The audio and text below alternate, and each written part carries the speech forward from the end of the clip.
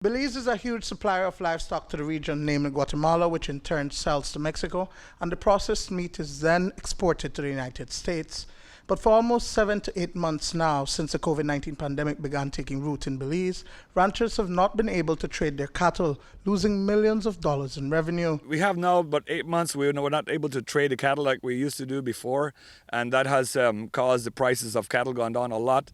And I would say there was definitely millions of dollars loss of cattle sales, and also of the pricing dropping a lot because there was no way to sell it, because the local market doesn't consume all the beef that we produce. It only consumes maybe 25%, 30% of our beef that we consume. With this COVID, the borders have been closed and they have not been coming in.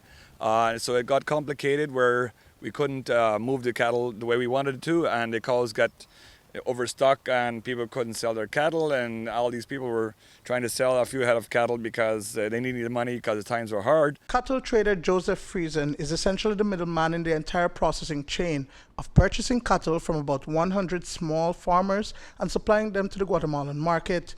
His farm is in Spanish Lookout and is ideal for accommodating a few hundred heads of cattle being prepared for exportation. Been here doing it for 20 years now, and also my dad started this 50 years ago, and we've been buying cattle from all the little farmers around the country, and mostly Cow District, and just to provide the farmers a way to sell their cattle when they need to sell. Back in August, then Minister of Agriculture Duane announced that cross-border cattle trade with Guatemala was formalized several months after the illegal export of livestock was suspended due to the concerns of the COVID-19. The informal trade of cattle into Melchor through Bullet Tree Falls had been in place for decades.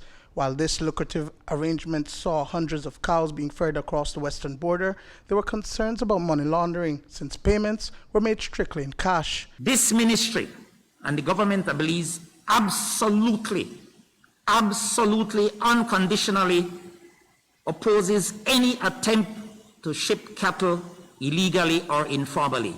That door has been closed.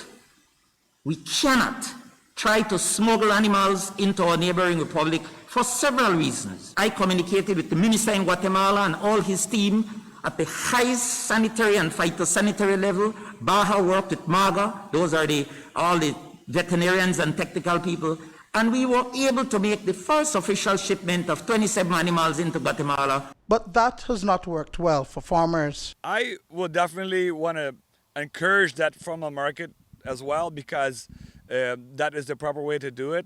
But there's challenges like when people have only a few head of cattle, you have to quarantine your cattle for 3 weeks, and you got to separate them from the other cattle, but people don't have a pasture where they can separate them. When Baja has to come and check those cattle and inject them, it is a cost up to maybe $900 to ship one load of cattle out of the country. And that comes down with your price when you do all that costs. We did a couple loads through the formal market process, but there's also this problem with money transfer into the country. Wiring money is a very difficult challenge to do that. We tried it a couple of times, and apparently it didn't go through as the way they should go through.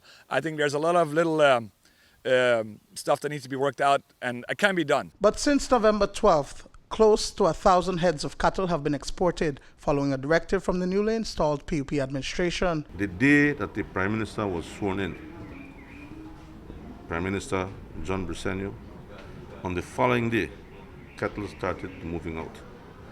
That has brought tremendous financial relief to the cattle farmers of this country.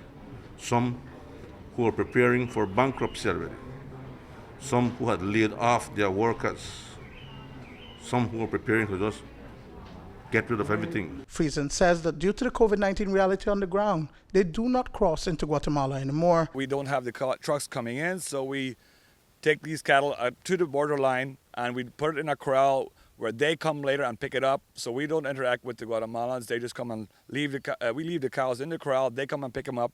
We don't go across. They don't come across. It's right on the line. There's a holding pen, so it works pretty good now. We thank God the people are very happy that they can sell their cattle again. Duane, Moody for News 5.